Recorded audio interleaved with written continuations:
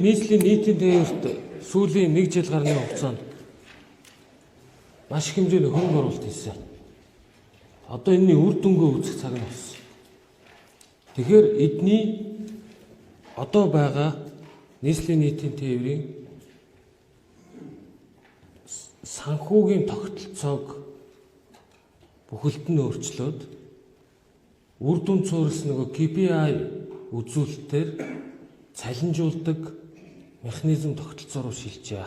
За энэ бол нийтийн тээврт бүр маш том хэмжээний. Өөрөөр хэлбэл одоо ямар байгааг бол нийтийн тээврийн газар нөгөө баазуудаас ирсэн юугаар нь машин цагийн зардлыг нь өгөөддөг. Машин цагийн зардал яаж нэг бол зүгээр зунжингийн эцээр зогсож исэн ч машин цагийн зардал нь тооцогдоод үздэг. Тэгэл нөхдүүд ажил хийхгүй яг төгжрлийн үед тэр төгжрөл дунд чинь уг нь орж ингэж урд хойноо орж ингэж явж ээж төгжрлийг гитлгэж явах зорилттойгоор бид нар энэ олон автобусуудын парк шинжилсэн. 2015-6 оны үед 50 тэрбум төгрөг олдог байсан юм. 2023-24 онд 20-30 тэрбум төгрөг олж ийнэ гэдэг нь наад чинь үндсэндээ доромжлол. Нийтийн тээврийн газар автобусын дарга нар хулгай хийж байгаа жолоосрыг бүгдийг ажлаас хал. Яагаад өршөөгөөд байгаа юм? Яагаад камер тавьчихад байхад яагаад тэрийг мэдсээр өжиж ингээд зүгээр явуулаад байгаа? 5-6 сая төгрөгийн цалин авч байна. Автобусны жолоос нар. Тэтгэврт гарахдаа 100 сая төгрөгийн тэтгэвэр авч байна. Нэг удаагийн буцалтгүй тусламж. Энээс илүү хангамж гэж одоо ийм цалинтай байгууллагууд тэр бүр байхгүй байгаа шүү дээ. Тэгэхээр даваа талаа энэ дээр бүр цогц зарах хэмжээ аваа. Одоо тэр шинээр суурилуулсан програм хангамж, хэмэл оюухан суурилсан зөрчил илрүүлдэг системүүдийг ашиглаж хулгай хийж чад жолооч нарыг нэн даруй ажлаас нь хал. Өдөр болгон гэртээ харихтаа бэлэн мөнгө авч байгаа тэр хүмүүсийг хал.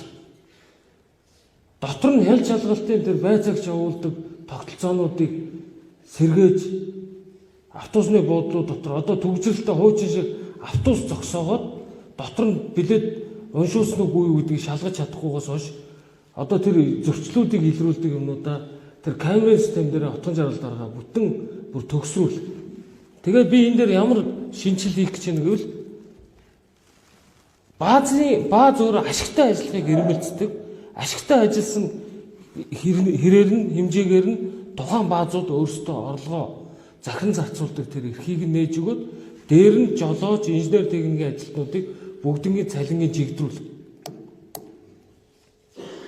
Одоо инженер техникийн ажилт нь хамгийн өндөр зэрэгтэй гагнуур чинь сая хэдэн зуун мянган төгрөг аваад инженер нь сая хэдэн зуун мянган төгрөг аваад тэгээд автобусныхын жолооч болохоор 5 сая 6 сая төгрөгийн цалин авдаг ийм шудраг биш тогтолцоо ерөөсөй байж болохгүй. За би нийтийн дээвэртэй холбоотой бүр аюулгүй том реформ өөрчлөлтийг хийхээр одоо эхлүүлэхээ хэлжлээ шүү.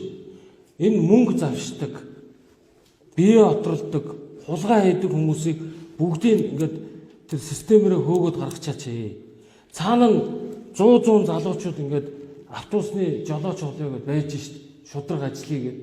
Тэгэхэд 5-6 сая төгрөг авчаад өдөр болгон дэмбэ гэсэн нэртэй хулгай хийн. Тэгээд автобусны эцсийн буудлын дээр очиод төгжрөл шовтортол суучна. Тэгээ бөөнөр тэнд автобусны эцсийн буудлын дээр одоо хүзэр тоглоо суугаад идэв. Яадгийг. Тэгээ араасаа ингээд суурчгаад яг автобусны буух үеэс өмнө ингээд тараад буучна. Ийм завхарсан юмыг одоо ерөөсөө бүтэн өөрчлөл.